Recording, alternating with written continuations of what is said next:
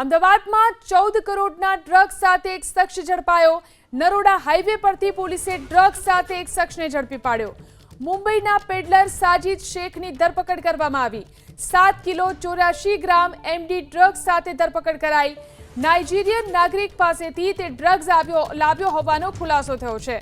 તો અમદાવાદમાંથી ઝડપાયું છે ડ્રગ્સ સાથે જ એક શખ્સ પણ ઝડપાયો। વધુ જાણકારી મેળવી અમારા સંવાદદાતા ચેતન ફોન લાઈનથી જોડાયા છે। જી ચેતન, અમદાવાદમાંથી ડ્રગ્સ અને આ સાથે એક વ્યક્તિ પણ ઝડપાયો છે, શું છે વધુ જાણકારી? જી, અમદાવાદમાં કરોડો રૂપિયાનું ડ્રગ્સ વિવિધ રસ્તાઓથી ઘુસાડવામાં આવતું હોય છે। આ જે ડ્રગ્સ ઘુસાડવાના કેસમાં નરોડા પોલીસને એક મોટી સફળતા મળી છે।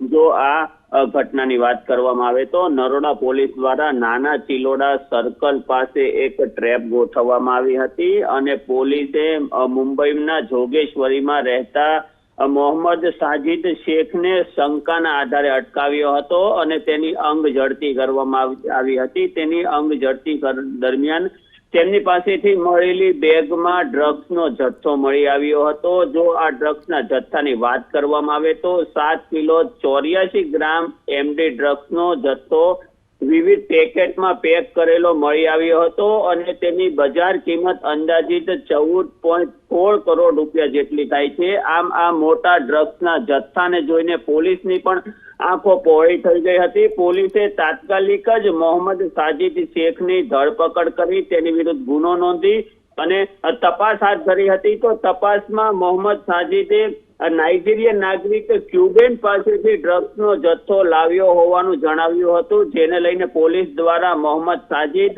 નાઇજીરિયાના ક્યુબેન અને રાજસ્થાનના જયપુરનો એક સિંધી કેમ્પ પાસે એક અજાણ્યો શખ્સ આવ્યો હતો। આ ત્રણેય વિરુદ્ધ ગુનો નોંધી હાલમાં કેસની વધુ તપાસ હાથ ધરવામાં આવી છે।